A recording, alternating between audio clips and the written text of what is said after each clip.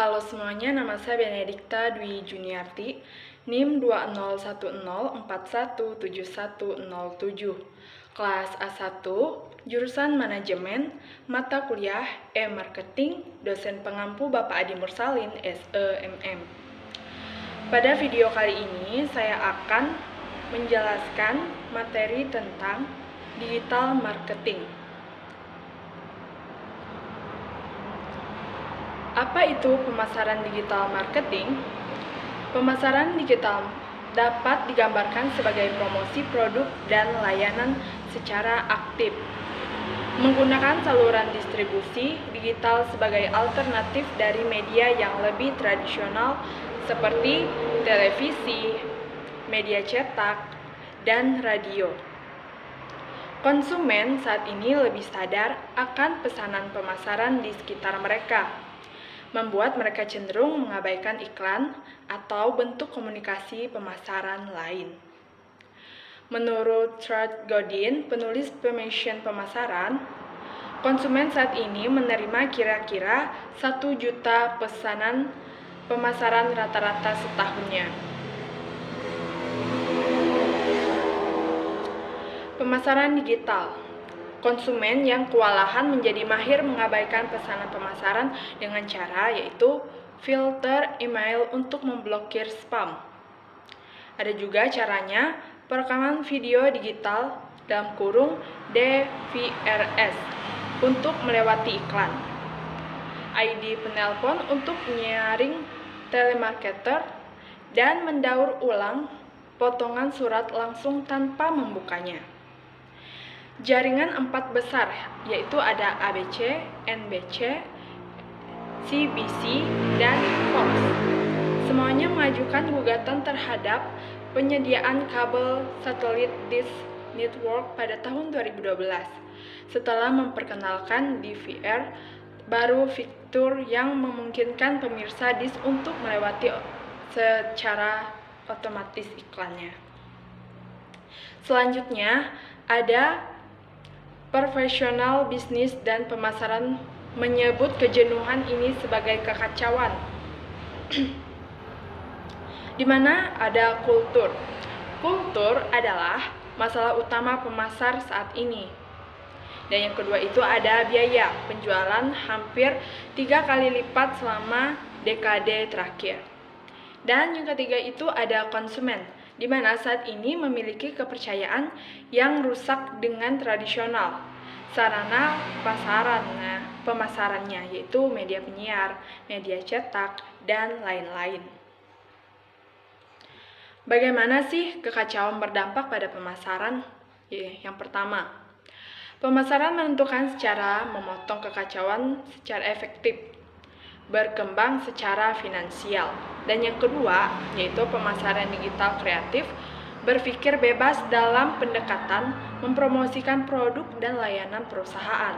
Yang ketiga, olahraga, hiburan, dan pemasaran secara disediakan sarana yang efektif untuk memotong hari ini. Dalam strategi pemasaran digital, bagaimana sih pemasaran menyesuaikan diri? Pemasaran digital beralih ke teknologi untuk membantu menjangkau target konsumen. Yang pertama, pemasaran internet. Yang kedua itu ada pemasaran seluler. Dan yang ketiga ada pemasaran sosial. Yang keempat ada pemasaran viral. Dan ada tujuan pemasaran digital, yaitu fokus elemen interaktif, mendorong konsumen berpartisipasi dalam proses pemasarannya. Di sini dalam strategi pemasaran digital ada pemasaran internet, di mana internet jauh lebih dari media lainnya. Telah memberi konsumen suara, platform, penerbit, dan forum tempat suara kolektif mereka dapat didengar, dibagikan, dan diteliti, menciptakan audiens yang lebih kuat dan berpendidikan daripada sebelumnya. Di mana ada media yang dihasilkan konsumen, CGM. Media yang dihasilkan konsumen mencakup jutaan komentar, opini, dan pengalaman pribadi yang dihasilkan konsumen yang diposting di sumber online yang tersedia untuk umum tentang berbagai masalah, topik, produk, dan merek. Yang pertama itu ada blog. Yang kedua ada papan pesan dan forum. Yang ketiga ada media sosial. Yang keempat diskusi dan forum di portal email besar, yaitu ada Yahoo, AOL, MSN. Yang kelima ada situs opini atau ulasan online dan situs layanan atau umpan balik keluhan. Selanjutnya yaitu properti olahraga dan hiburan menggunakan internet untuk berbagai fungsi pemasaran, penjualan tiket, penjualan sponsor, penjualan barang dagangan, pendapatan tambahan aliran, atau iklan seperti spanduk di situs web, tim, dan lain-lain. Pemasaran seluler, di mana mengacu pada dua cara.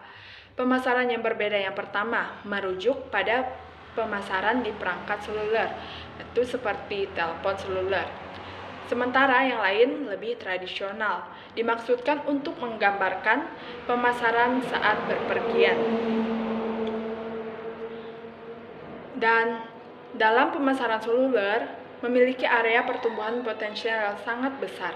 Pada tahun 2012, orang Amerika saja mengirim lebih dari 2,2 triliun pesan teks, rata-rata 19% per orang Amerika setiap harinya.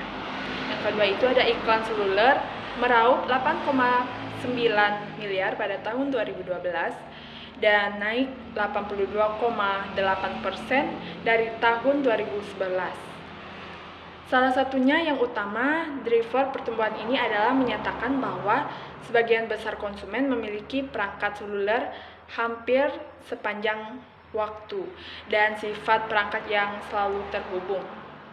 Selanjutnya dalam sebuah penelitian yang dilakukan pada tahun 2013, para peneliti menemukan bahwa hampir 14% memiliki smartphone dan tablet menggunakan perangkatnya untuk menonton televisi.